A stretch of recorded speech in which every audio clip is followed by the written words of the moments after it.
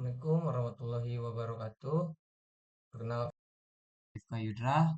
Di sini saya akan melanjutkan pembacaan buku dari pembelajaran pemrograman mobile, yaitu CP5, CP6.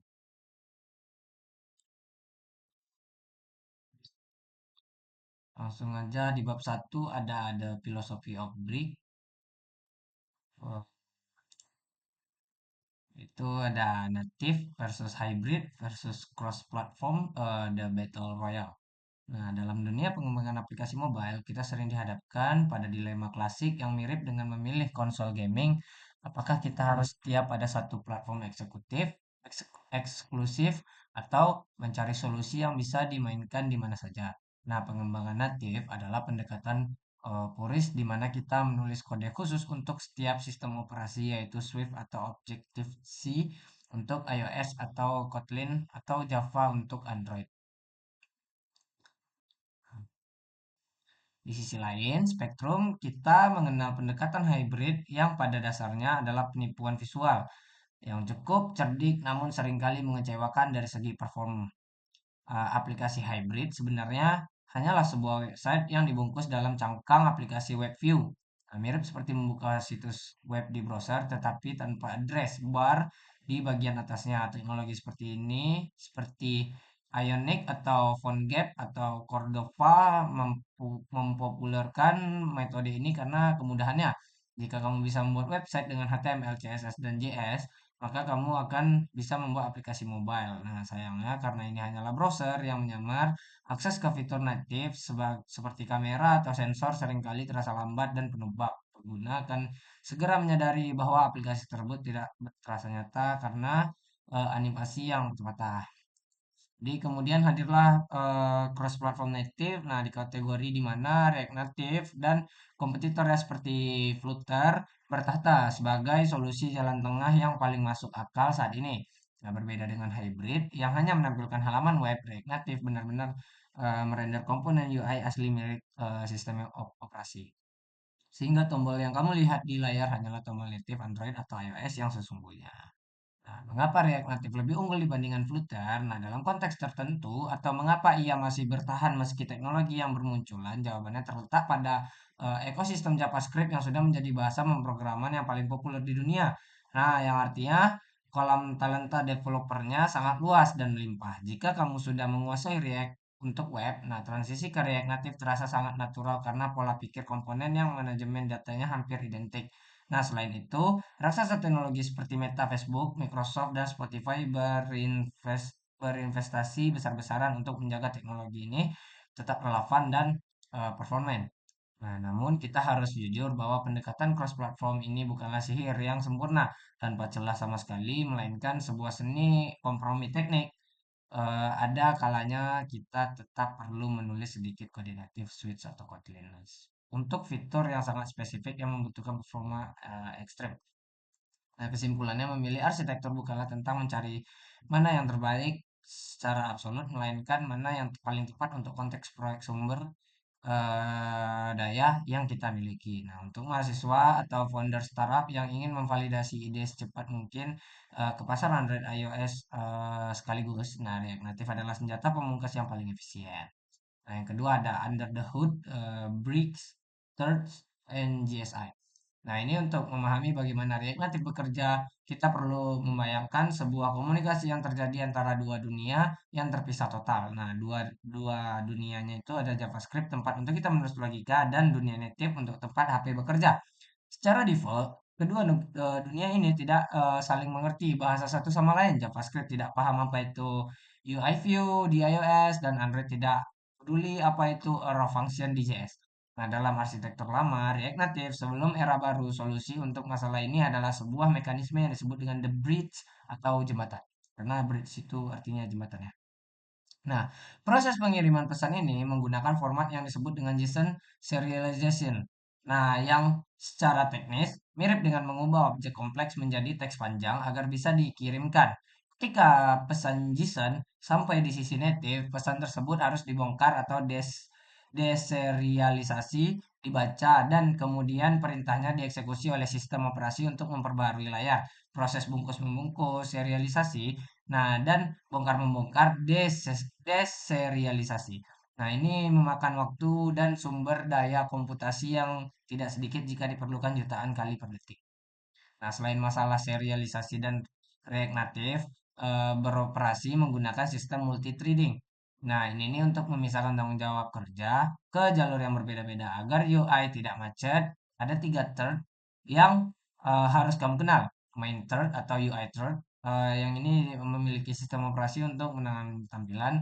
Terus ada JavaScript thread. Nah, ini tempat kode berjalan.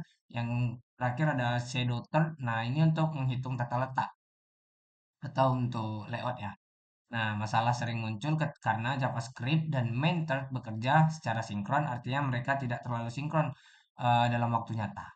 Nah, namun kabar baiknya adalah dunia React Native telah berevolusi dengan diperkenalkannya arsitektur baru yang bernama JSI atau JavaScript Interface. Nah, JavaScript Interface ini adalah game changer yang menghapuskan konsep jembatan lambat tadi dan menggantinya dengan komunikasi langsung. Dengan JSI, kode JavaScript bisa memegang referensi langsung ke objek C++ atau bahasa yang dimengerti dengan mesin native, seolah-olah JavaScript bisa memiliki kekuatan super untuk menyentuh memori native secara langsung. Nah, bersama dengan JSI hadir juga konsep Fabric, nah sistem rendering baru yang turbo modules. Nah, yang semakin memperkuat fondasi performa React Native modern. Nah, Fabric menggunakan UI untuk dirender secara sinkron jika diperlukan memprioritaskan interaksi pengguna di atas tugas lain yang kurang penting, sehingga blank space atau saat scrolling bisa diminimalisir. Nah, meskipun detail teknis C++ dan trading ini terdengar mengintimidasi, kalian tidak perlu menulis kita tuh tak perlu menulis kode C++-nya karena manual untuk menikmati kelebihannya. Komunitas dan tim inti React Native telah membungkus kerumitan ini di balik API yang rapi sehingga kita bisa menulis JavaScript yang bersih dan elegan. Nah, yang ketiga ada The Expo Ecosystem. Nah, ini the cheat code. Biasa dibilang cheat code karena jika React Native adalah mesin mobil balap yang canggih, namun rumit untuk dirakit, maka Expo adalah mobil yang sudah dirakit lengkap, dituning dan siap digaspol langsung dari showroom. Nah, dulu memulai proyek React Native murni sering disebut dengan bare workflow. Nah, adalah mimpi buruk bagi pemula karena kita harus menginstal Android Studio Xcode atau CocoaPods yang bergelut dengan konfigurasi Gradle yang sering error tanpa alasan yang jelas. Nah, Expo ini hadir untuk menyelesaikan penderitaan ini dengan menyediakan seperangkat alat toolchain yang mengabstraksi kerumitan konfigurasi native tersebut. Nah, salah satu fitur ajaib ekosistem adalah aplikasi Expogo. Nah, semua aplikasi yang bisa kamu unduh di Google Play Store atau App Store. Nah, di HP fisikmu, Expogo ini berfungsi sebagai kontainer atau wadah yang bisa menjalankan kode JavaScript yang kamu tulis di laptop secara real time, tidak perlu kabel data selama satu jaringan WiFi. Nah, bayangkan betapa cepatnya proses development. Kamu ubah warna tombol di VS Code, kan simpan, dan boom, tampilan di HP kamu berubah dengan hitungan milidetik. Berkat fitur fast refresh ini memangkas waktu compile yang biasanya memakan waktu bermenit-menit, pengembangan native konvensional menjadi nyaris nol. Nah, namun Expo bukan hanya soal kemudahan di awal, mereka juga menyediakan layanan cloud yang disebut dengan EAS atau Expo Application Service. Nah, ini nih yang sangat powerful untuk skala industri. EAS build memungkinkan kita untuk membuat file instalasi aplikasi atau .apk untuk Android dan .ipa untuk iOS di server milik Expo, bukan di laptop kita sendiri. Ini artinya kamu bisa membuat aplikasi iOS meskipun kamu menggunakan laptop Windows atau Linux. Oke. Selain itu, Expo memiliki fitur OTA atau Over the Air Updates yang memungkinkan kita untuk mengirim perbaikan bug atau fitur baru langsung ke HP pengguna tanpa harus menunggu proses review dari Apple atau Google yang lama. Bayangkan, ada bug kritis di aplikasimu yang membuat aplikasi crash. Dengan OTA update, kamu bisa memperbaiki kode JS yang mengirim update via IIS update dan pengguna membuka aplikasi berikutnya perbaikan itu sudah terunduh otomatis. Nah, ini mirip dengan seperti game online yang melakukan pitching kecil saat loading screen dan memastikan semua pemain dalam versi terbaru tanpa perlu pergi lagi ke toko aplikasi. Nah, tentu saja ada mitos yang mengatakan bahwa Expo itu terbatas. Nah, atau Expo tidak mengakses fitur native tertentu, tetapi adalah cerita yang masa lalu sudah tidak relevan dengan fitur config Planks, config Planks, atau prebuild. Nah, Expo sekarang bisa menggunakan hampir semua library native yang ada di ekosistem React Native, bahkan membutuhkan pengeditan kode native sekalipun. Nah, jadi untuk mata kuliah ini dan mungkin untuk sebagian besar karir profesionalmu nanti, kita akan menggunakan Expo Managed Workflow. Nah, sebagai standar utama, bukan karena kita malas, tetapi karena kita cerdas memilih alat yang memaksimalkan produktivitas dan meminimalkan sakit kepala yang tidak perlu. Nah, lanjut, ini ada yang keempat ya, atau environment setup strategi atau mice and place. Nah, ini sebelum kita mulai memasak kode yang lezat, kita memerlukan mice and place. Istilah kuliner Prancis yang berarti menempatkan segalanya di tempatnya. Dalam konteks programming, ini menyiapkan development environment atau lingkungan kerja yang stabil, kita tidak terganggu oleh error konfigurasi saat sedang asik coding. Nah, selanjutnya kita membutuhkan Git. Kenapa membutuhkan Git? Karena sistem pengontrol versi bertindak sebagai save point atau mesin waktu untuk kode kita tanpa Git. Satu kesalahan fatal bisa menghapus kerja kerasmu selama seminggu tanpa jejak. Nah, itu lumayan menyeramkan kan? Dan itu sudah tragedi yang harus dihindari. Nah, pemilihan code editor atau ide yang sangat krusial dan standar industri sangat jatuh pada VS Code kita atau Visual Studio Code atau VS Code bukan sekedar editor teks tetapi sebuah ekosistem yang bisa diperkuat dengan berbagai extension bermanfaat seperti IS7 Plus atau React atau Redux atau React Native dengan sebagai extension dengan untuk mempercepat pengetikan atau Prettier untuk merapikan kode secara otomatis. Nah, meskipun kita menggunakan Xpogo di HP fisik, memiliki emulator Android Virtual Device atau simulator atau iOS simulator di laptop tetaplah penting untuk pengujian cepat. Simulator menggunakan kita melihat bagaimana aplikasi berjalan di berbagai ukuran layar, versi iOS yang berbeda tanpa perlu membeli 10 HP berbeda. Namun, kita perlu diingat menjalankan emulator membutuhkan RAM yang besar minimal 8 GB dan disarankan 16 GB. Jadi laptopmu mulai terasa seperti mau terbang atau kipas bunyi kencang. Kembalilah menggunakan HP fisik. Keseimbangan antara penggunaan simulator real device adalah kunci menjaga kesehatan laptop dan kewarasan developnya. Nah, menyiapkan lingkungan kerja semakin terasa membosankan dan teknis seperti menyusun kabel sebelum konser musik dimulai. Nah, tapi ini adalah fondasi dari segalanya. Lingkungan yang rapuh menghasilkan frustasi yang tidak berujung, sementara lingkungan yang robust membuat proses coding menjadi mengalir dan menyenangkan. Anggaplah proses instalasi ini sebagai ritual inisiasi seseorang developer. Setelah kamu berhasil melewati, tidak ada lagi yang bisa menghentikanmu untuk berkarya. Kita lanjut lagi. Ini yang kelima ada React Native Life Cycle atau From Zero to Pixel. Nah, pernahkah kamu bertanya-tanya apa yang sebenarnya terjadi dalam jeda waktu sepersekian detik di antara kamu untuk mengetok ikon aplikasi hingga tampilan pertama yang muncul? Memahami siklus hidup, life cycle, inisiasi, aplikasi React Native adalah kunci untuk mengoptimalkan performa awal atau startup time. Semuanya dimulai ketika sistem operasi atau Android atau iOS memuat native biner aplikasi ke dalam memori. Mirip seperti menyalakan mesin mobil, pada tahap awal ini mesin main third atau UI third aktif dan mulai menyiapkan wadah kosong untuk root view tempat aplikasi React Native akan digambar nantinya. Langkah kedua adalah pembuatan JS Bundle, yaitu file raksasa yang berisi seluruh kode JavaScript yang beserta semua library yang digunakan. Inilah mengapa ukuran aplikasi menjadi penting, karena sebesar besar kode kita semakin lama waktu yang dibutuhkan untuk membuat atau mempersing bundle ini. Nah, setelah kode JS tereksekusi, dimulailah proses pembentukan pohon, di mana React mulai menyusun hierarki komponen virtual atau virtual DOM. React akan menentukan komponen apa saja yang harus muncul pertama kali, apakah itu halaman login atau halaman home, beserta komponen anak-anaknya seperti tombol, teks, gambar, informasi struktur. Ini kemudian dikirimkan via JSI di arsitektur baru ke sisi native untuk diubah menjadi tampilan nyata. Di sini dan disinilah sihir itu terjadi dengan menggunakan instruksi view di JavaScript diterjemahkan menjadi view group di Android atau UI view untuk di iOS. Minum dulu bentar.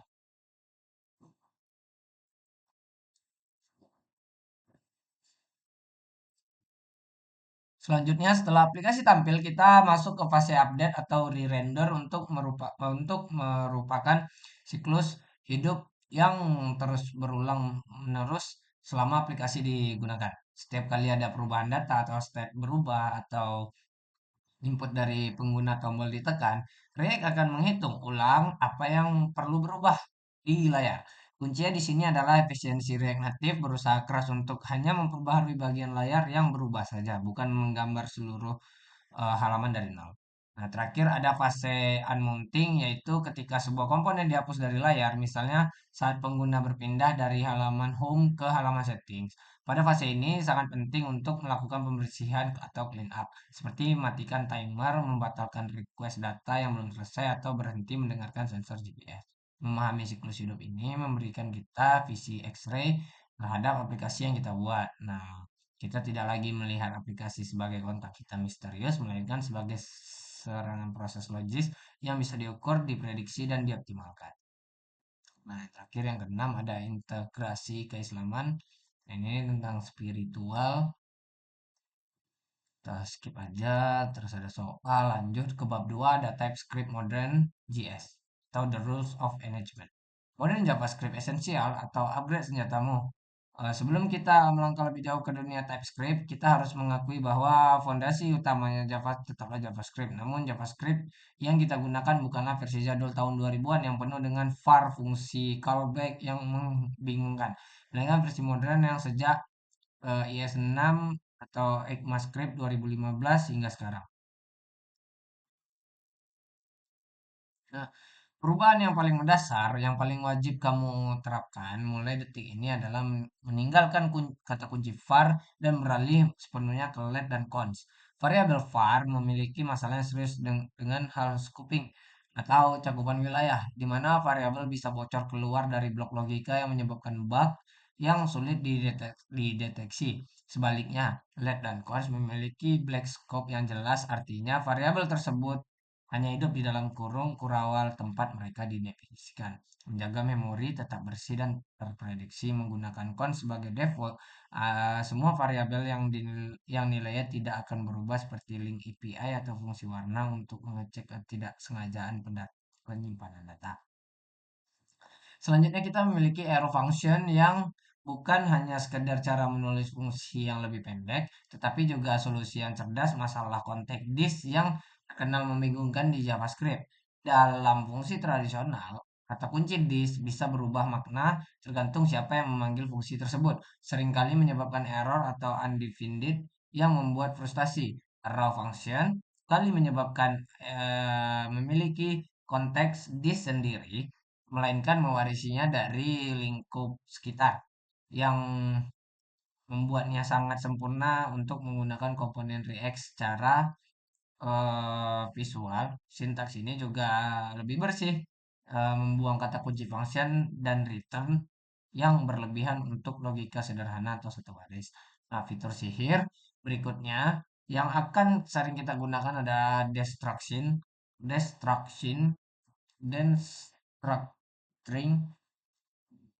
structuring, sebuah teknik untuk membongkar isi objek atau array ke dalam variabel terpisah dengan cara yang sangat elegan. Nah, ini juga jangankan lupa untuk split operator atau si titik tiga, alat serbaguna yang bisa digunakan untuk menyalin, menyambungkan, atau memanipulasi objek dan array tanpa merusak data aslinya atau immutability yang mengembangkan React. Kata dilarang keras mengubah state secara langsung atau memutasi, dan span operator adalah cara termudah untuk membuat salinan data baru yang dengan perubahan kecil. Terakhir kita memiliki template literals, fitur yang memungkinkan kita menyisipkan variabel ke dalam string tanpa harus melakukan penyambungan string atau contection yang menyakitkan mata dengan tanda tambah. Menggunakan tanda backtick, kita bisa menulis string multibaris yang menyiapkan ekspresi JavaScript secara langsung menggunakan sintaks $kurawal variabel. Nah, yang kedua, why TypeScript matters, the safety net. Banyak pemula yang merasa terintimidasi atau bahkan malas belajar TypeScript karena melanggarnya hanya menambah kerumitan dalam dan jumlah kode yang harus ditulis. Padahal TypeScript sebenarnya adalah malaikat pelindung yang menyamar sebagai polisi lalu lintas yang tegas. Ia mungkin terlihat menyebalkan karena banyak aturan, tetapi tujuannya adalah agar kamu selamat sampai tujuan. Nah, keunggulan utama TypeScript adalah kemampuan yang mendeteksi kesalahan pada compile time saat kita menulis kode, bukan pada runtime saat aplikasi dijalankan oleh pengguna. Ini seperti memiliki editor pribadi yang menunggumu bahwa ada typo atau kesalahan logika. Bahkan sebelum kamu menekan tombol save, dalam pengembangan aplikasi mobile, siklus feedback yang cepat ini sangat berharga karena proses proses build ulang aplikasi bisa memakan waktu. Nah, selain keamanan TypeScript memberikan pengalaman pengembang developer experience atau DX yang jauh lebih superior berkat fitur IntelliSense atau autocomplete. Autocomplete yang cerdas karena editor seperti VS Code terlalu persis data yang sudah kamu olah. Ia bisa memberikan saran seperti saran properti yang tersedia secara akurat agar kamu mengetik. Nah, TypeScript juga berfungsi sebagai dokumentasi hidup bagi kita, bagi kode kita, yang sangat krusial ketika bekerja dalam tim atau kembali membuka proyek lama setelah berbulan-bulan. Seringkali kita lupa apa isi dalam sebuah objek user, apakah propertinya name, full name, ID, atau user underscore ID. Tanpa TypeScript, kita harus menelusuri kode ulang lain yang melakukan console log di mana-mana hanya untuk mengintip struktur datanya. Adopsi TypeScript, industri saat ini sudah bukan lagi sekedar tren, melainkan standar de facto yang mengembangkan aplikasi React Native skala menengah hingga besar. Perusahaan teknologi besar tidak mau mengambil resiko aplikasi mereka crashnya hanya karena kesalahan sepele seperti undefined is not a function. Nah, jadi jangan anggap TypeScript sebagai beban tambahan atau penghalang kreatifmu dalam membuat aplikasi. Anggaplah ia sebagai batu ziarah besi atau skeleton yang kamu pakai mungkin terasa berat di awal pemakaian, tapi ia memberimu kekuatan super dan pelindungan maksimal di medan perang. Yang ketiga ada basic types interface atau the blueprint. Nah, ini langkah pertama menguasai TypeScript adalah memahami basic types, yaitu tipe dari data primitif yang menjadi blok pembangunan paling dasar dari semua informasi. Tipe-tipe ini meliputi string untuk teks, number untuk segala jenis angka, bulat maupun desimal, boolean untuk logika benar atau salah. Nah, setelah tipe dasar, kita masuk ke dalam struktur yang lebih cocok atau lebih kompleks, yaitu interface dan type alias yang berfungsi sebagai cetak biru atau kontra untuk bentuk objek kita. Bayangkan kamu adalah arsitek yang sedang merancang formulir pendaftaran mahasiswa. Kamu perlu menentukan kolom apa saja yang wajib diisi nama yang opsional. Nah, salah satu interface mendefinisikan aturan ini. Objek mahasiswa harusnya punya nama string dan name number, tapi alamat string mungkin bersifat opsional. Salah satu fitur powerful dari interface adalah kemampuan untuk mendefinisikan optional properties. Dengan menggunakan tanda tanya, dalam pengembangan aplikasi tidak semua data selalu tersedia. Misalnya, user mungkin belum mengupload foto profil atau belum mengisi bio. Dengan menandai properti sebagai opsional, misal avatar URL atau string, kita memberitahu TypeScript bahwa tidak ada apa-apa jika data ini kosong atau undefined. Nah, jika kita juga sering bekerja dengan kemampuan data atau array dan TypeScript memiliki cara khusus untuk menanganinya seperti string atau array number. Nah, ini memberitahu sistem variabel ini bukan hanya satu benda melainkan sebuah daftar atau list yang berisi banyak benda sejenis. Nah, jika kita mencoba memasukkan angka ke dalam array yang dikhususkan untuk string, TypeScript akan langsung memblokirnya. Ini sangat berguna jika kita merender daftar item React Native menggunakan flat list. Nah, dengan menguasai basic types dan interface, kita bisa mengembangkan fondasi komunikasi yang jelas antara kita dan komputer. Tidak lagi membiarkan komputer menebak-nebak apa maksud kode kita, melainkan memberikan instruksi yang presisi dan tidak ambigu.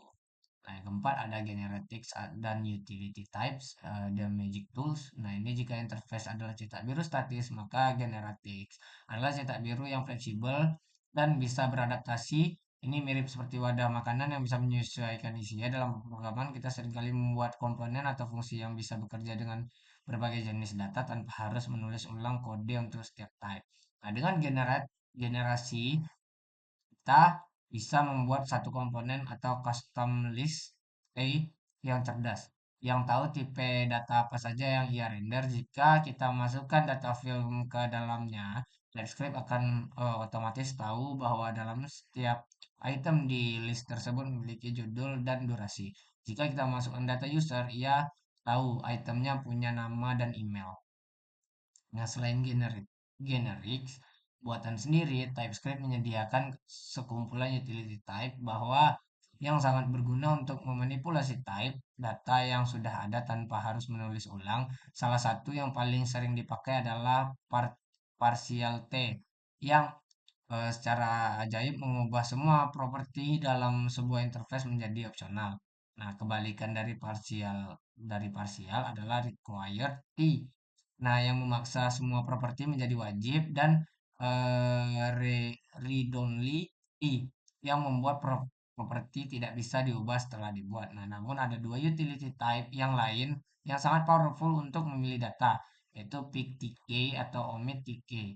Pick memungkinkan kita untuk mengambil hanya beberapa properti tertentu dari sebuah interface besar. Eh, Omit untuk membuang properti yang tidak diinginkan. Pemahaman tentang generics dan utility type adalah pembedaan pengguna TypeScript semula dengan tingkat lanjut. Pemula seringkali menduplikasikan definisi type secara manual atau copy paste interface itu terlalu mengubah sedikit yang menyebabkan realisasi dan sulit dirawat. Lanjut yang kelima ada strict mode configuration atau bermain di hard mode.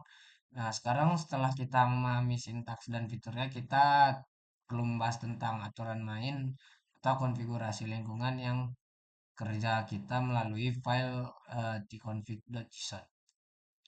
Nah, salah satu aturan yang paling dalam strict mode adalah non non-implicit any yang melarang keras variabel memiliki type ini secara tidak sengaja. Jika kamu lupa memberi type pada parameter fungsi, TypeScript langsung protes dan menolak pengkomplikasian kodemu. Nah, aturan vitalnya adalah strict null check. Nah, yang mengubah cara kita menangani nilai null dan undivided di mode non-strict. Null dianggap sebagai nilai yang valid untuk semua type. Yang sering menyebabkan error legendaris adalah cannot read property of null.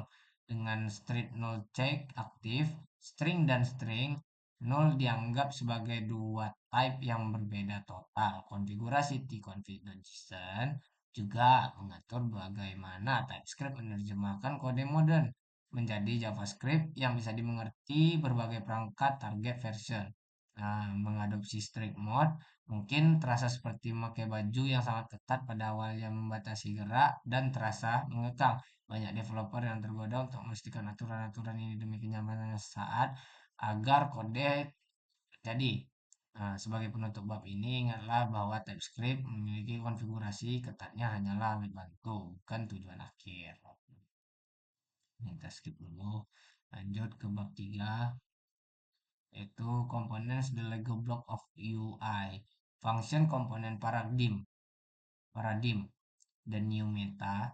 Dalam sejarah pengembangan React, terjadi sebuah penggeseran meta yang sangat masif, mirip dengan transisi dari ponsel keypad fisik ke layar sentuh penuh.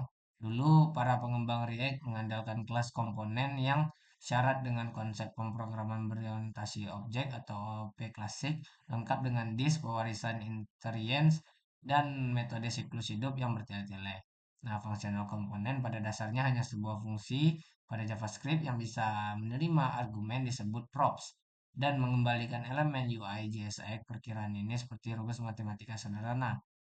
Eh, ini ada rumusnya. Kamu masukkan bahan data dan fungsi tersebut mengeluarkan hasil masakan atau tampilan layar pada tanpa ada sihir status sembunyi yang rumit. Nah, keunggulan utama dari paradigma fungsional ini adalah hanya hilangnya kode boilerplate atau kode basi yang tidak perlu atau namun wajib ditulis di versi lama di kelas deploy. Kamu harus menulis constructor super render hanya untuk menampilkan teks hello world yang rasanya seperti harus mengisi formulir pajak untuk membeli permen. Nah, meskipun terlihat sederhana, fungsional dan komponen memiliki kekuatan super berkat adanya hooks seperti useState dan useEffect. Hook memungkinkan fungsi bisa memiliki ingatan atau state dan kemampuan untuk berinteraksi dengan siklus hidup aplikasi, sesuatu yang dulu hanya bisa dilakukan oleh kelas analogi sederhana. Jika fungsional komponen adalah karakter dalam game RPG, maka hook adalah item atau skill tambahan yang kamu pasangkan ke karakter tersebut agar bisa melakukan sihir. Penggeseran ini juga mengubah cara kita berpikir tentang separation of concerns, pemisahan tanggung jawab. Dulu kita diajarkan tentang memisahkan logika JS dan tampilan HTML ke dalam file yang berbeda, seringkali merepotkan saat kita harus bolak-balik file. Dengan fungsional komponen logika di tampilan hidup berdampingan dalam satu fungsi yang kohesif, karena pada dasarnya tampilan adalah hasil ujung dari logika tersebut. Nah, yang kedua ada JSX Anatomy atau if not HTML is a trap.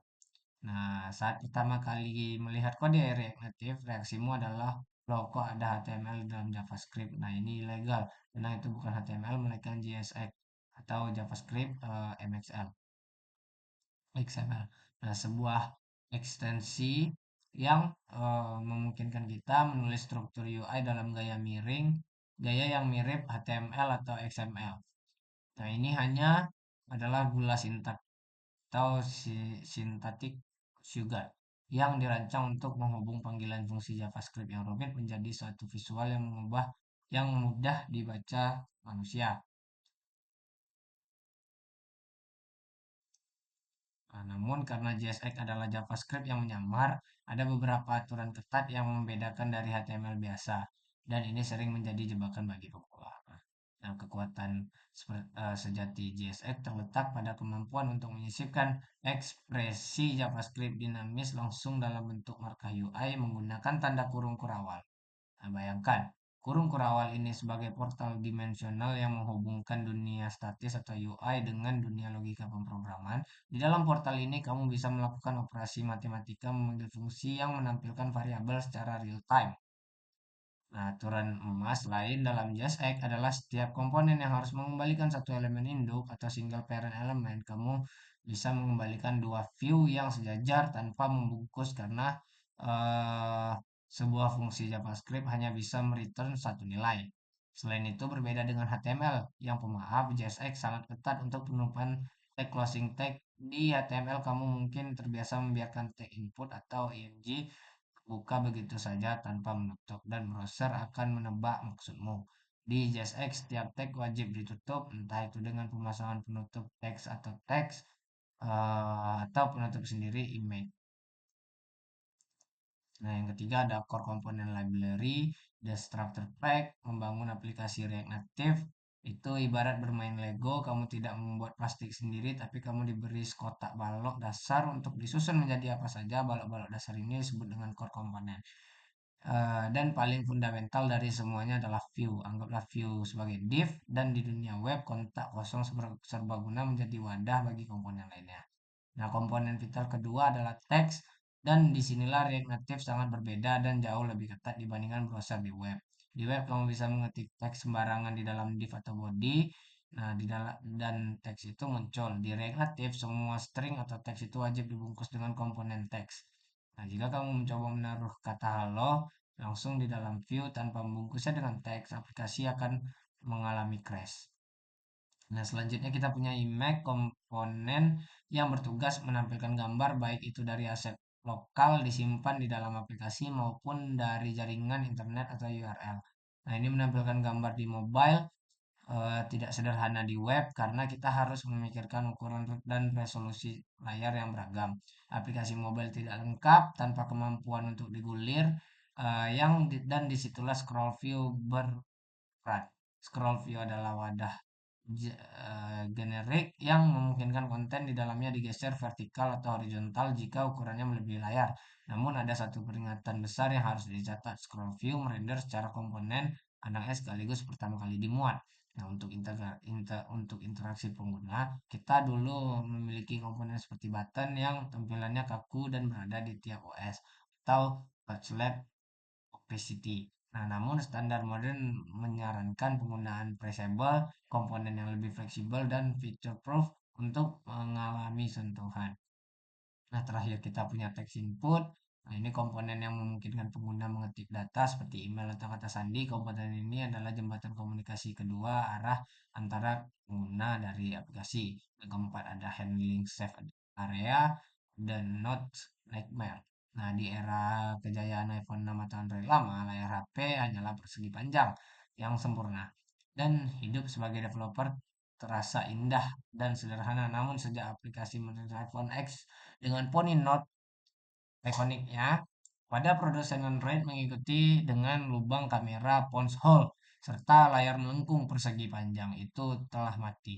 Layar HP modern kini memiliki area-area berbahaya yang tidak boleh ditempati oleh konten penting seperti area wali kamera depan, area lengkungan sudut, dan area garis indikator geser di home indikator. Nah, untuk mengatasi masalah geometri yang kacau ini, React Native menyediakan komponen bawaan yang bernama Save Area View. Nah, ini sesuai namanya, komponen ini bertugas untuk memastikan konten aplikasi berada di area aman yang terlihat dan bisa diinteraksi secara otomatis, menambahkan padding atau jarak untuk menghindari poni dan indikator sistem. Namun Save Area View bawaan React Native memiliki keterbatasan yang cukup menyebalkan, yaitu dukungannya untuk Android seringkali tidak konsisten dan atau bahkan tidak ada efeknya sama sekali di beberapa perangkat. Nah, oleh karena itu, solusi standar industri saat ini adalah meninggalkan komponen bawaan menggunakan pustaka React Native Safe Area Context. Pustaka ini jauh lebih cerdas dan fleksibel. Ia tidak memberikan komponen Safe Area View yang lebih robust untuk Android dan iOS, tetapi ia memberikan data angka inset yang presisi tentang pixel jarak aman di atas, bawah kiri, dan bawah kanan. Penting juga untuk memahami bahwa save area bukanlah hanya masalah vertikal atas bawah, tetapi juga horizontal, terutama HP diputar ke mode landscape. Pada mode landscape, poni HP akan berada di sisi kiri. Yang kanan berarti kita harus memberi jarak sisi tersebut agar teks tidak terpotong. React Native Save Area Context menangani perubahan orientasi ini secara dinamis. Nah, yang kelima ada Atomic Design in Mobile atau Organizing the Chaos. Saat kamu baru belajar menumpuk semua komponen dalam satu folder komponen, mungkin terasa praktis, tapi bayangkan saat aplikasi sudah memiliki 50 dan 200 komponen yang berbeda, folder itu akan menjadi hutan belantara yang menakutkan, di mana mencari tombol saja butuh waktu yang lama.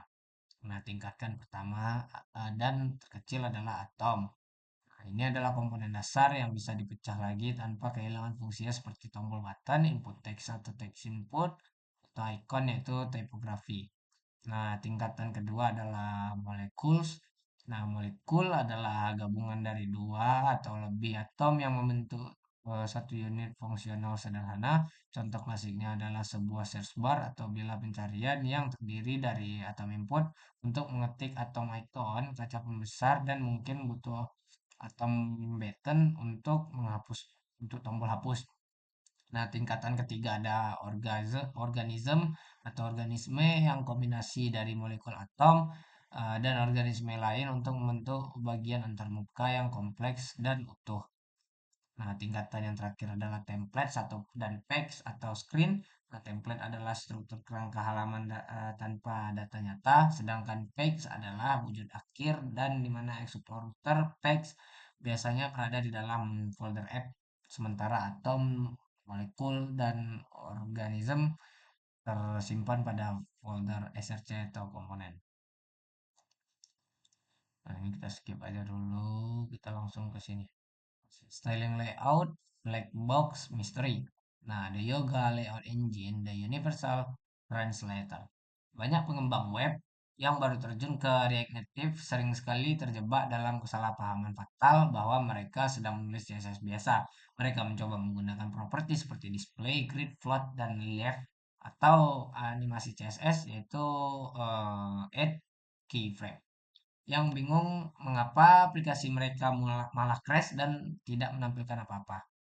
Nah, tugas utama Yoga dalam mengambil instruksi. Gaya yang kamu tulis di dalam JavaScript sangatlah penting di Flexbox di web untuk menghitung koordinat posisi yang setiap elemen di layar. Namun penting untuk dicatat bahwa yoga hanyalah implementasi dari algoritma Flexbox dan bukan keseluruhan standar CSS. Ini berarti kamu tidak menemukan fitur CSS modern seperti CSS grid atau CSS table dalam React Native secara bawaan. Nah, karena yoga berjalan di level C++, ia memiliki konsistensi yang luar biasa di berbagai platform. Sebagai bukan berarti tanpa peradaan kecil sama sekali atau quick.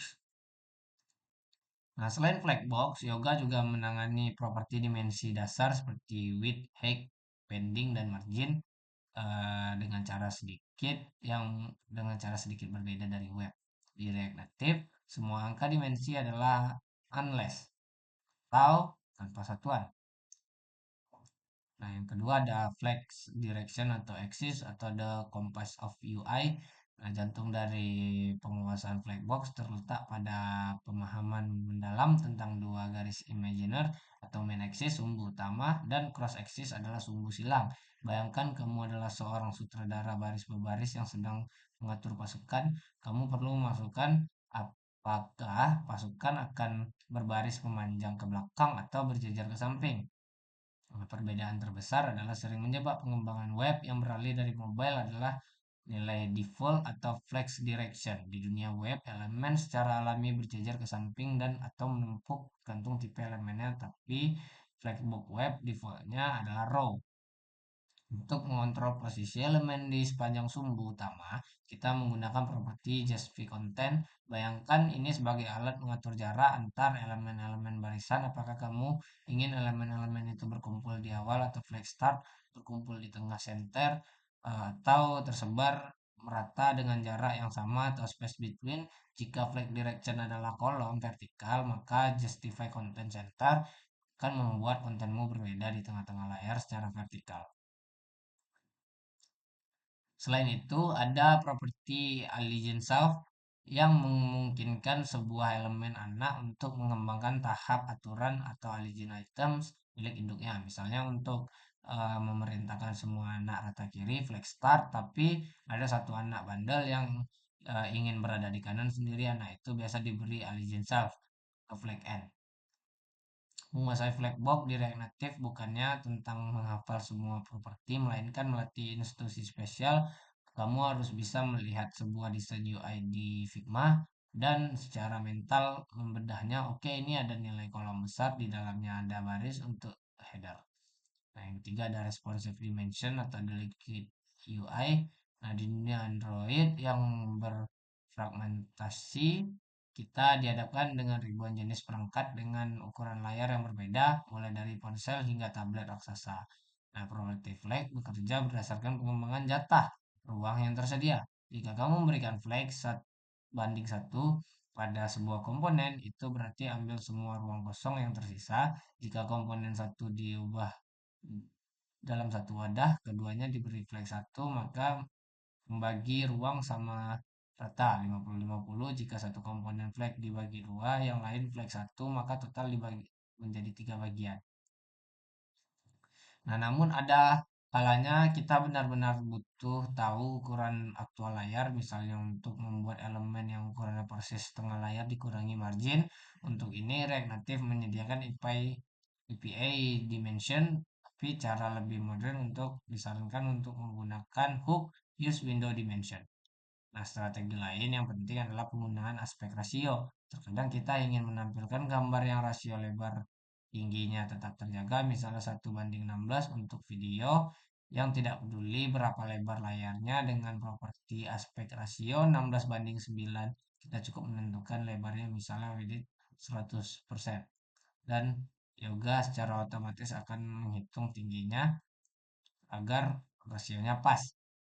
Yang keempat ada style sheet API, the blueprint system. Nah, ini meskipun kita bisa menulis gaya langsung di dalam properti komponen disebut inline styles, React Native menyiapkan mekanisme yang lebih terstruktur dan kinerja. Nah, kinerja. Mana sih tadi? Kerja tinggi bernama Stylesheet API menulis gaya secara inline seperti view style background color red pending 20 memang cepat dan praktis untuk eksperimen, tetapi jika dilakukan di seluruh aplikasi kode akan menjadi berantakan dan sulit dibaca. Nah, Stylesheet Grid adalah sebuah metode standar untuk mendefinisikan gaya di luar komponen. Dengan cara ini membuat cetak biru gaya sekali saja saat file dimuat dan kemudian merujuk ke cetak biru tersebut berkali-kali. Ini mirip dengan konsep kelas CSS di web. Kode menjadi masalah menjadi lebih bersih karena logika render terpisah dari definisi gaya. Salah satu fitur hebat dalam fitur gaya React Native adalah kemampuan untuk menggabungkan gaya menggunakan array syntax. Nah, meskipun style sheet memindahkan gaya keluar dari komponen, gaya tersebut tetap berada di dalam file JavaScript yang sama, konsep collocation. Ini berbeda dengan pengembangan web tradisional di mana HTML dan CSS dipisah di file yang berbeda. Namun, style sheet bukanlah satu-satunya kebenaran. Ada khusus valid yang menggunakan inline styles terutama untuk nilai yang benar-benar dinamis dan berubah-ubah berdasarkan logika program seperti animasi interpolasi atau warna yang dikirim dari server. Penting juga untuk memahami bahwa style sheet di React Native tidak mendukung pseudo classes seperti hover atau active yang ada di CSS Web. Logika interaksi seperti ubah warna saat ditekan harus ditangani menggunakan komponen logika seperti visible dan stack. Nah, 5 ada modern styling approach, the Tiny World Revolution. Dalam beberapa tahun terakhir, pengembangan web telah dilanda badai resolusi bernama Timeline CSS dan ingin segar ini akhirnya berhembus kencang ke ekosistem React Native. Pendekatan tradisional menggunakan style sheet seringkali terasa lambat. Nah, Native Wine memungkinkan kita untuk menulis gaya menggunakan utility classes dan di dalam property class name. Mirip web seperti view class name flag 1 bg white item center justify center. Nah, ini nih dengan sekilas pandang kita langsung tahu bahwa kontak ini akan mengisi ruang berlatar putih dan memposisikan isinya di tengah. Nah, cara kerja Native Wine sangat cerdas. Ia menggunakan Babel plugin untuk memproses kelas-kelas tersebut. String pada waktu kompilasi atau compile time, bukan saat aplikasi berjalan atau runtime. Nah, keunggulan lain dari pendekatan ini adalah konsistensi desain sistem. Linewell bekerja dengan sekumpulan token standar untuk warna, spasi, dan tipografi. Alih-alih menebak-nebak apakah margin ini 18 px atau 20 px, kita menggunakan skala standar M-5 atau margin level 5. Ini mencegah penggunaan magic numbers. Nah, tentu saja pendekatan ini menjadi lebih kritik mandiri terutama soal tampilan kode yang menjadi jelek. Eh, jadi jelek atau sesak dengan string yang kelas panjang markup pollution membaca baris kode yang berisi 15 nama kelas bisa membingungkan bagi sebagian kawan. Kita lanjut ke bab 6. Di sini ada navigation era, enter the export router. Pertama ada file based routing, the Next.js for mobile. Selama bertahun-tahun navigasi adalah pengembangan aplikasi React Native didominasi oleh pendekatan interaktif yang dikenal sebagai React Navigation. Dalam pendekatan ini, developer harus mendefinisikan struktur navigasi secara manual dalam satu file JavaScript raksasa. Nah, namun angin segar perubahan telah bertiup dengan kedatangannya eksporter yang membawa paradigma file-based routing ke dunia mobile. Konsep ini bukanlah hal baru bagi mereka yang pernah menyentuh pengembangan web modern dengan Next.js, tapi di dunia native ini adalah resolusi. Nah, kelebihan utama dari sistem ini adalah uh, intuitive mapping untuk pemetaan yang intuitif setara apa yang kamu lihat di struktur file yang tampil di layar jika kamu melihat file app FTP setting profile.tsx, kamu langsung tahu bahwa layar ini bisa diakses melalui URL setting profile. Selain itu, router membawa konsep universal link ke tingkat yang lebih tinggi, menjadikan setiap layar di aplikasimu menjadi elemen URL yang valid secara default. Perubahan paradigma ini juga menghilangkan sejumlah besar boilerplate code atau kode besi yang repetitif. Nah, tentu saja bagi veteran React Native, transisi ini mungkin terasa aneh pada awalnya karena hilangnya kontrol manual yang biasa mereka miliki. Terus yang kedua ada Stack Navigator History as a Card Deck. Konsep navigasi paling fundamental dalam aplikasi mobile adalah Stack Navigator yang bekerja persis seperti tumpukan atau yang bekerja persis seperti tumpukan kartu remi di meja. Nah, ketika kamu membuka aplikasi dan menekan sebuah tombol untuk pindah ke layar baru tersebut tidak menggantikan layar utama, melainkan diletakkan di push di layar lama. Nah, perilaku ini menciptakan apa yang kita sebut sebagai navigation history linear. Setiap kali pengguna melangkah maju, sejarah perjalanan mereka bertambah satu lapis. Tombol back di pojok kiri atas atau gestur swipe iOS atau Android yang berfungsi sebagai perintah pop-up. Nah, namun manajemen memori pada stack navigasi adalah pedang bermata dua yang harus diwaspadai oleh setiap developer. Jika kamu terus melakukan push layar baru tanpa pernah melakukan pop, tumpukan kartu itu akan menjadi sangat tinggi hingga makan habis RAM perangkat. Di eksporter penggunaan stack navigator didefinisikan secara deklaratif dalam file layout.tsx. Nah, salah satu fitur visual yang paling memuaskan dari Stack Navigator adalah transition animation bawaan yang halus di iOS.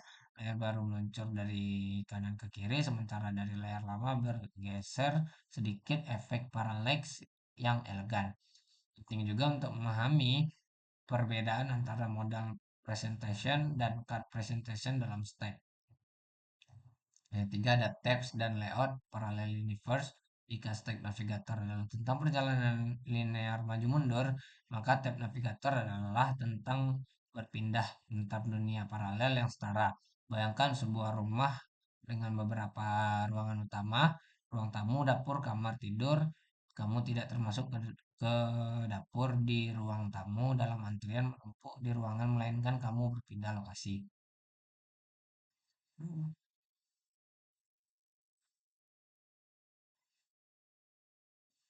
Disinilah konsep Gaussian layout di ekspor router menjadi sangat vital melalui file sakti bernama layout.txt. File ini bertindak sebagai bingkai foto yang tetap diam sementara foto isi halaman di dalamnya berganti-ganti. Nah, ekspor router menyederhanakan pembuatan tabs ini dengan komponen tabs dengan bekerja mirip dengan stack di dalam layout.tsx. Kita mendefinisikan sebagai setiap tab dengan komponen tab screen, memberikan nama rute, icon, dan label. Nah, salah satu tantangan dalam navigasi tabs adalah menangani nested navigation atau navigasi bersarang. Seringkali di dalam sebuah tab, misalnya tab home. Nah, terus ada dynamic routers dan selang the wildcards. Nah, dalam aplikasi nyata, kita jarang membuat halaman statis yang berdiri sendiri. Sebaliknya, kita membuat pola halaman atau template yang diisi dengan data yang berbeda.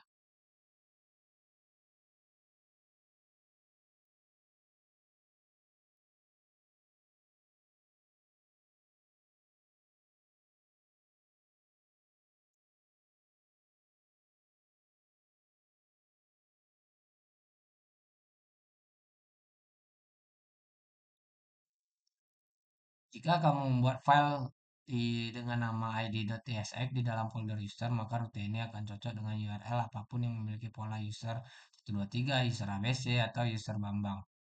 Bambang. String 123, ABC, atau Bambang tersebut akan ditangkap sebagai parameter bernama ID. Nah, untuk mengakses nilai parameter dinamis ini, kita menggunakan hook atau use local search params. Hook ini mengembalikan sebuah objek yang berisi semua parameter yang ada di URL saat ini. Misalnya di dalam id.tsx kita bisa menulis const id use local search params. Jika pengguna membuka URL user 42, variabel id akan menilai string 42. Nah, selain parameter jalur path parameter seperti ID, eksporter juga menangani parameter query atau query parameter standar web seperti search sepatu and search price. Nah, hebatnya use local search price farms menggabungkan kedua jenis parameter ini ke dalam satu objek yang mudah diakses. Nah, eksporter juga mendukung konsep REST parameter dengan sintaks titik rest.tsx seperti ini bersifat serakah atau greedy yang akan menangkap semua segmen jalur URL yang tersisa. Nah, ini sangat berguna untuk menangani fitur konten yang kedalamannya tidak diketahui. Nah, lanjut yang kelima ada deep linking atau the wormhole. Deep linking adalah konsep yang paling sering dianggap mistis dan sulit oleh banyak pengembang mobile. Namun sangat vital untuk pertumbuhan aplikasi. Secara sederhana, deep link adalah tautan URL yang ketika diklik HP, misalnya dari email, WhatsApp, atau browser, akan membuka aplikasimu langsung membawa ke halaman spesifik dan melewati halaman depan. Nah, ada dua jenis utama deep links yang perlu dipahami. Ada custom schemes universal links atau iOS atau app links di Android. Custom schemes menggunakan protokol buatan seperti Gojek atau Spotify. Ini mudah diatur menggunakan tapi memiliki kelemahan. Jika aplikasi belum terinstall, tautan akan error atau implikasi dari deep linking yang mudah ini sangat besar bagi strategi user acquisition dan retargeting. Tim marketing bisa mengirim notifikasi push yang berisi tautan spesifik ke halaman keranjang belanja yang tertinggal. Selain itu, deep linking memudahkan proses testing sharing antar tim developer. Kamu bisa berbagi URL spesifik dari halaman yang sedang kamu kerjakan pada rekan timmu atau QA atau quality assurance. Sebagai penutup ekspor router menjadi deep linking bukan lagi fitur tambahan yang mewah, melainkan standar dasar di masa depan. Aplikasi yang mendukung navigasi berbasis URL akan dianggap rusak atau ketinggalan zaman. Ini rangkuman. Kita lanjut ke bab 7. Ada forms the user input atau trust no one. Yang pertama itu ada control versus uncontrol. The control freak dalam ekosistem React menangani input teks ibarat menjalin hubungan asmara. Kamu bisa menjadi pasangan yang posesif atau controlled atau pasangan yang cuek dan membebaskan uncontrolled. Pendekatan controlled komponen adalah standar emas di React di mana setiap ketukan keyboard pengguna dikendalikan sepenuhnya oleh state aplikasi. Bayangkan sebuah input teks yang bisu, ia tidak bisa menampilkan huruf A yang baru saja kamu ketik, kecuali React secara eksplisit menyuruhnya menampilkan huruf tersebut lewat proc value. Dalam skenario ini, React bertindak sebagai manajemen mikro atau micro manager yang pemegang satu sumber kebenaran, single source of truth. Nah, di sisi lain kita memiliki pendekatan uncontrolled komponen yang lebih mirip dengan hubungan Wild West atau gaya koboi. Di sini kita membiarkan sistem operasi native menangani penyimpanan data input tersebut dan kita hanya menengok nilai saat benar-benar dibutuhkan, biasanya saat tombol submit ditekan. Namun, di dunia React Native, pendekatan uncontrolled seringkali dianggap sebagai warga kelas 2 dan kurang disarankan untuk mayoritas penggunaan umum. Karena perdebatan antara keduanya seringkali bermuara di kompromi antara performa dan fungsionalitas fitur. Untuk formulir login sederhana, pencarian controller komponen adalah pilihan yang paling aman, malah mudah didebug dan React banget. Nah, kesimpulannya marilah selalu dengan controlled komponen karena prediktibilitasnya yang tinggi untuk pengembangan yang lebih cepat dan minim bug. Kedua ada handling keyboard UX atau the invisible enemy. Nah, salah satu musuh terbesar yang sering terlupakan dalam pengembangan aplikasi adalah mobile, adalah keyboard virtual atau soft keyboard. Di layar desktop,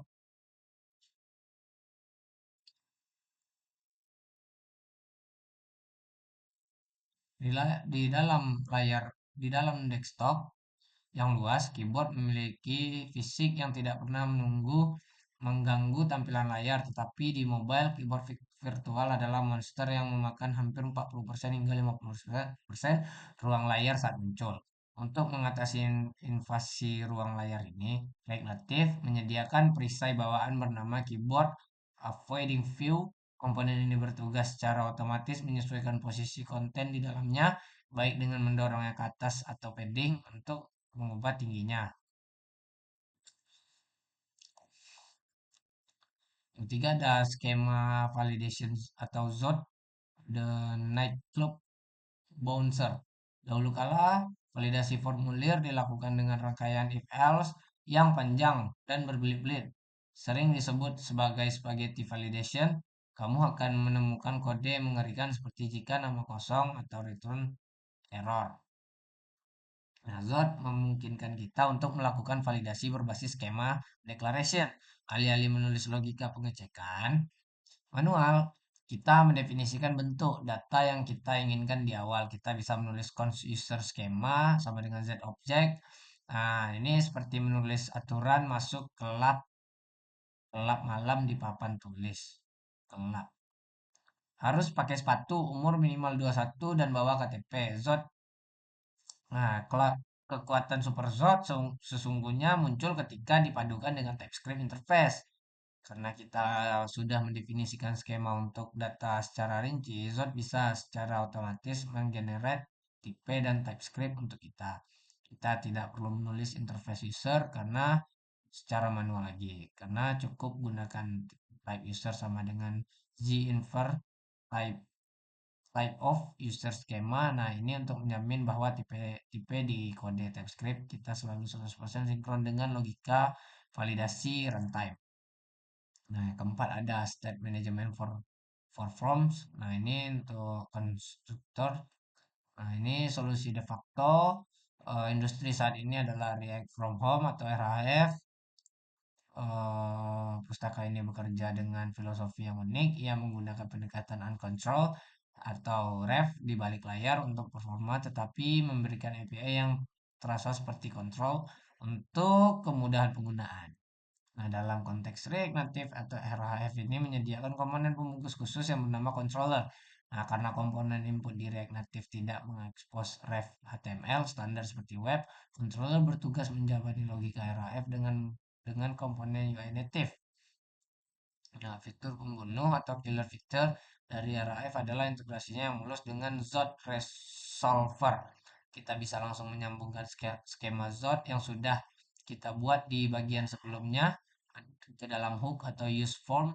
Nah, ini menciptakan alur kerja yang sangat harmonis. RAF mengurus manajemen state dan event, sementara Zod mengurus logika validasi. Ketika pengguna menekan tombol submit, RAF akan segera secara otomatis menjalankan validasi Zod. Jika ada error, RAF akan membatalkan pengiriman data dan mengirimkan objek error yang berisi pesan kesalahan spesifik untuk setiap kolom. Nah, yang kelima ada error handling UX, the empathic messenger. Nah, ini untuk menampilkan pesan kesalahan atau error message adalah momen yang paling krusial dalam interaksi manusia dan komputer. Waktu penampilan timing, ada validation on blur, ada submit, terus ada posisi penampilan. Nah, solusi terbaik adalah inline error, yaitu teks merah kecil yang muncul tepat di bawah kolom input yang bermasalah. Nah, ini mengurangi beban kognitif pengguna karena masalah dan penjelasan solusinya berbeda satu titik pandang yang sama. Selain teks, penggunaan isyarat visual atau visual cues sangat penting untuk aksesibilitas. Jangan hanya mengandalkan warna merah untuk menandakan error, karena pengguna buta tidak mungkin bisa melihat perbedaannya dan gunakan kombinasi perubahan warna border menjadi warna merah. Nah, pentingnya untuk memberikan pesan sukses. Terus terakhir dihindari adalah dead enders. Nah, kita lanjut ke sini. List dan rendering atau infinite scroll strategis. Yang pertama ada the list performance problem atau the RAM killer. Nah, ini bagi pengembang yang berlatar belakang web, naluri pertamanya saat ingin menampilkan daftar data adalah menggunakan metode JavaScript standar array map. Nah, dalam konteks perangkat mobile, meja tersebut adalah RAM, random access memory, dan komponen UI adalah nasi goreng yang makan tempat. Jika kamu memiliki daftar kotak yang berisi 5.000 dan kamu merender semuanya dalam satu scroll view, aplikasi akan mencoba membuat 5.000 tampilan view dan teks secara bersamaan di memori. Nah, selain masalah memori, waktu inisialisasi startup time juga akan terpengaruh secara signifikan. Pengguna harus menunggu beberapa detik untuk eh, hanya melihat daftar tersebut muncul atau tidak. Nah, konsep ini berbeda dengan browser desktop yang memiliki memori virtual melimpah dengan mesin render yang sangat toleran di HP sistem operasi Android atau iOS. Sangat agresif dalam mematikan aplikasi yang terlalu rakus memori demi menghemat baterai. Nah, solusi untuk masalah ini bukanlah dengan membeli HP yang canggih, melainkan mengubah strategi rendering kita. Nah, yang kedua, flatlist arsitektur atau the recycling machine. Flatlist adalah komponen pahlawan React Native yang dirancang khusus untuk menangani daftar data yang panjang, bahkan hingga tak terhingga. Tak terhingga karena rahasia kekuatannya terletak pada teknik yang disebut dengan virtualization atau wandering. Bayangkan kamu sedang melihat pemandangan dari jendela kereta api yang melaju cepat meskipun pemandangan di luar sana membentang ribuan kilometer di matamu. Hanya melihat selebar bingkai jendela tersebut. Flatlist bekerja sebagai prinsip yang sama. Ia hanya merender item-item yang saat ini berada di dalam jendela layar HP pengguna.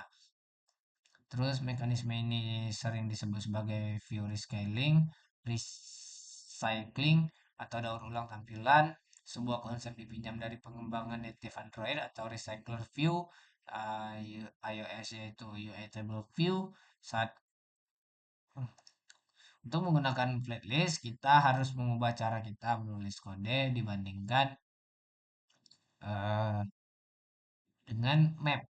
Flatlist menerima dua properti wajib yaitu data array atau render item, fungsi cetakan untuk tampilan per item. Nah, namun kekuatan besar flatlist datang dengan tanggung jawab konfigurasi yang besar pula karena flatlist melakukan banyak kalkulasi matematika di balik layar menghitung posisi scroll atau tinggi item, kecepatan gulir. Kita perlu membantunya agar bekerja optimal. Jika tidak hati-hati, kita bisa mengalami masalah atau blank space. Nah, penting juga untuk memahami bahwa playlist mewarisi semua props dari scroll view. Yang ketiga ada section list atau implementation organization chaos. Nah, yang ini terkadang data tidak hanya berupa daftar linear sederhana, tapi memiliki struktur kelompok atau kategori seperti daftar kontak yang dikelompokkan berdasarkan abjad, ABC, atau menu restoran yang dibagi menjadi makanan dan minuman dan dessert. Nah, struktur data yang diterima oleh section list sedikit berbeda dengan array biasa. Ia mengharapkan array objek di mana setiap objek mewakili satu seksi dan memiliki data array item disebut dan properti lain seperti title, judul, seksi. Nah, fitur paling ikonik dan mahal disebut dengan section list adalah sticky section headers. Nah, ini adalah perilaku native di mana kamu mengulir daftar kontak, huruf A akan menempel stick di bagian layar sampai seluruh kotak berlawanan. Nah, meskipun section list sangat berguna, ia memiliki kompleksitas implementasi yang sedikit lebih tinggi daripada flat list. Karena data bersarang atau nested memperbaharui satu item di dalam seksi tertentu membutuhkan kehati-hatian yang mengelola state agar immutability tetap terjaga. Section list juga mewarisi efisiensi memori dari virtualization. Ia tidak merender semua seksi sekaligus, melainkan hanya seksi yang terlihat. Lanjut ada optimization props atau tuning the engine. Nah, yang ini setelah berhasil menampilkan data menggunakan flatlist, langkah selanjutnya adalah melakukan tuning untuk penyetelan mesin agar performa maksimal. Prop pertama yang terpenting yang wajib dipahami dan sering menjadi sumber peringatan kuning di terminal adalah key X factor. Nah, prop optimasi virtual berikutnya adalah initial num render. Nah, terus ada get item layout, terus uh, scroll to index, window size, dan render item. Terus ada UX patterns, for leads, initiated, ini infinite edition, itu ada refresh control, refreshing untuk boolean karena dia pull to refresh ya, pola UX atau user experience. Yang pertama paling umum adalah pull to refresh. Jadi pola keduanya ada infinite scroll. Ini untuk atau sering disebut dengan lazy loading. Terus ada one and react on the reactor sort. Terus yang Ketiga, tantangan yang paling tinggi itu ada infinite scroll adalah mencegah double fetching atau pengambilan ganda, loading footer, dan infinity loop. Lanjut di bab 10 ada global state management atau beyond props drilling. Nah, ini yang pertama ada prop drilling problem the bucket bridge, yaitu prop drilling. Nah, ini masalahnya biasa barisan ember yang tercipta dari ketergantungan palsu atau coupling. Nah, itu bayangkan jika dashboard harus menerima data use profile hanya untuk merusaknya di header, lalu ke navbar, habis itu ke avatar. Nah, selain itu, masalah kode di prompt drilling ini juga membawa dampak negatif performa jika tidak hati-hati. Nah, komponen itu akan dirender ulang dalam kasus prompt drilling jika data user profile berubah, maka dashboard, header, dan navbar akan ikut dirender hanya untuk meneruskan paket baru ke avatar. Yang kedua dari konteks API, the broadcast system. Nah, ini nih ya untuk menyediakan solusi bawaan masalah dari prompt drilling tadi yaitu konteks API. Pikirkan konteks API secara sistem pengeras suara atau public address system di sebuah sekolah, atau di gedung, atau di perkantoran. Nah, mekanisme konteksnya itu terdiri dari pemain utama yaitu provider atau penyedia dan customer atau konsumen atau pelanggan. Nah, terus lokalisasi bahasa aplikasi, data yang dibutuhkan oleh hampir sebagian aplikasi, tapi tidak setiap milidetik. Namun konteks API memiliki kelemahan fatal jika digunakan untuk data yang sangat sering berubah atau high frequency update. Nah, atau data yang kompleks. Masalahnya terletak pada sifat dasar setiap kali data dalam provider berubah. Nah, terus ada sustain arsitektur the toolkit. Nah, selama bertahun-tahun, Redux adalah raja yang tak terbantahkan di manajemen state. Tapi Redux juga terkenal dengan birokrasinya yang berbelit-belit. Kamu harus menulis action, reduce, types, dan middleware, dan store configuration. Terus filosofi sustain adalah hooks first, membuat storage global dengan sustain semudah membuat custom hook biasa. Terus keunggulan utama sustain untuk mengembalikan mobile adalah ukurannya yang sangat kecil, tiny bundle size namanya. Di dunia aplikasi mobile, setiap kilobyte sangat berharga karena mempengaruhi waktu unduh dan kecepatan startup aplikasi. Sustain juga menangani masalah pembaruan state dengan cara yang cerdas di dalam fungsi starternya atau dalam menggunakan konsep immutability. Terus lanjut, bab 11 ada device hardware unlocking superpowers, the Expo SDK, filosofi the Swiss Army Knife.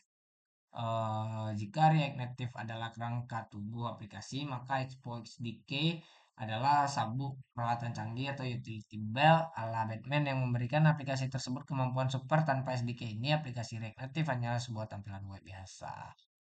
Nah, kecanggihan Expo SDK terletak pada abstraknya yang luar biasa terhadap kode negatif atau yang rumit. Itu ada continuous, native generation CNG, terus Expo SDK juga menyediakan lingkungan pengembangan yang stabil bernama Expo Go. Lanjut, yang kedua ada permission flow atau the Polite Bouncer. Nah, ini untuk alur permintaan izin Expo melalui tiga pola langkah yaitu check, request, and handle. Nah, yang pertama kita harus ngecek menggunakan get permission async untuk memeriksa. Terus diizinkan kita menggunakan under intimate untuk yang belum pernah ditanya. Kedua memanggil yaitu request permission and seek. Nah, aspek UX itu kita praktik secara terbaik adalah minta izin secara konseptual atau just in time. Terus kita harus memperhatikan peradaan perlakuan antara iOS dan Android. Apple sangat ketat soal transparansi data di file app.json. Nah, yang ketiga ada kamera atau media library, the Visual Cortex. Nah, ini yang kayak tadi ini tugasnya Expo Kamera untuk mengontrol kamera aktif dan Image picture adalah untuk mengambil media yang sudah ada. Ini kayaknya udah cukup lah ya. Kita lanjut aja di bab 12 yaitu local storage dan eh, persistence remembering things. Transient dan persistent data ada goldfish memory. Dalam dunia komputasi, memori terbagi menjadi dua. Kerajaan besar memiliki sifat bertolak belakang RAM atau random access memory dan disk storage. Ini keputusan antara transient dan prescient ini seringkali didasari oleh prinsip user expectation, atau ekspektasi pengguna. Tadi juga sudah saya baca. Terus yang ini string. Oleh karena itu sebelum data bisa tidur nyenyak di disk ia harus melalui proses serialisasi. Biasanya diubah menjadi string JSON. Saat aplikasi bangun data itu harus di deserialisasi atau di redirection kembali menjadi objek JavaScript. Nah, yang ini ada async store atau legacy the old workhouse workhorse. Selama bertahun-tahun ini storage adalah sebuah de facto yang menyimpan data lokal di React Name seperti local storage. Ini keterbatasan lain yang cukup mengganggu adalah SQL hanya bisa menyimpan string ya. Terus MMKV atau Modern Standard The Speed Daemon. Ini roket ya, roket pustaka yang menyimpan key value yang awalnya dikembangkan oleh WeChat atau Tencent untuk aplikasi perpesanan mereka yang masif. Nah, ini nih rahasianya terletak pada C++ GSI JavaScript Interface ya. Dia teknologi ini di balik MMKV disebut memory mapping atau MMAP. Alih-alih menulis file ke disk secara tradisional, ke file, tulis, tutup file, MMKV meratakan file langsung ke alamat memori RAM. Nah, ini fitur game changernya juga MMKV adalah sifatnya synchronous, berbeda dengan ini storage yang memaksa kita untuk wait dan promise. Ini juga source store digital vault. Nah, ini dibalik ini store maupun MMKV melalui satu kelemahan fatal, data disimpan dalam format teks biasanya plain text atau format yang mudah dibaca. Terus ini juga udah aman ya rangkuman bab 13 lagi. The animation gesture feels like a magic. Nah, ini declarative, implementive, the paradigm shift. Nah, ini declarative animation. Dalam pendekatan deklaratif tidak lagi mengirim instruksi geser kanan satu pixel berulang setiap frame. Sebaliknya, kita mengirimkan seluruh paket aturan logika animasi ke sisi native di awal. Hey native, kalau nilai X berubah, tolong gerakkan kotak ini ke dalam fungsi yang pegas atas piring.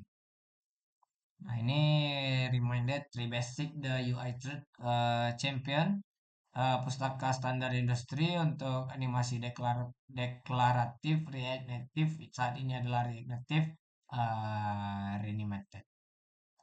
Nah, khususnya ada tiga, itu set values, useStat, set value, dan set value ini juga tidak melakukan re-render pada komponen JS sama sekali ya. Nah, terus ada gesture handle touching is believing. Nah, ini nih layar layar sentuh media input utama di perangkat mobile, namun komponen bawaan React Native, slide opacity atau scroll view memiliki keterbatasan dalam si gestur yang kompleks. Mereka hanya bagus untuk melakukan tap atau gulir sederhana. Nah, terus ada pen gesture handle, rotation gesture handle, dan step machine di bagian ini. Terus ada start element transition, the teleportation illusion. Nah, ini ya kita tetap membahas dengan efek magis yang disebut dengan search element transition. Ini berpindah-pindah ya. Namanya juga udah transition. Terus ada micro interaction, the soul of the egg. Nah, ini micro interaction adalah bumbu penyedapnya, yaitu micro interaction adalah animasi kecil dan fungsional yang terjadi di sekitar satu tugas spesifik. Terus fungsi utama mikro ini adalah memberikan umpan balik status atau status feedback yang instan. Terus dia juga mikro Interaksi yang berfungsi mengalihkan perhatian atau distraction. Terus mikroereksi harus cepat dan tidak mudah diganggu. Alat seperti Lottie atau dari Airbnb sangat populer. Kita lanjut aja ke bab 14 yaitu ada deployment atau IES sipit. Nah, ini pre-build concept degradation day. Selama proses belajar, pengembangan awal sangat dimanjakan oleh kemudahan Expogo. Itu kita fase yang disebut pre-build atau development build. Nah, ini juga continuous native generation atau CNG. Tadi ada config plank, export div client yang kayak dibahas di atas tadi, juga ada app icons and splash screen dress to impress. Nah, app icon, splash screen ini adalah app.json, ada active icon, splash screen lagi, terus ada dark mode. Nah, yes, build the code factory. Nah, terus ini ada Wata update the script weapon, terus ada over the air update, IS update, OTA ya. Ini juga mereka mengizinkan kita untuk merevisi JavaScript selama tidak mengubah tujuan utama aplikasi ya. Terus yes update menggunakan konsep channels atau saluran. Dia juga ada satu aturan emas yang tidak boleh dilanggar yaitu OTA update tidak bisa mengubah kode native. Terus monitoring monitoring analistik the black box. Ini kotak hitam ya black box itu seperti pesawat yang terbang merekam segala kejadian dalam semuanya yang terjadi. Nah, alat standar industri adalah Sentry. Terus Sentry juga mengalami masalah source map. Dia kita juga perlu memperhatikan performance monitoring dan terakhir aspek analistik. Nah, itulah ya. Ini tentang keislaman dan habis. Mungkin itu saja yang bisa saya sampaikan. Lebih dan kurang saya mohon maaf. Assalamualaikum warahmatullahi wabarakatuh.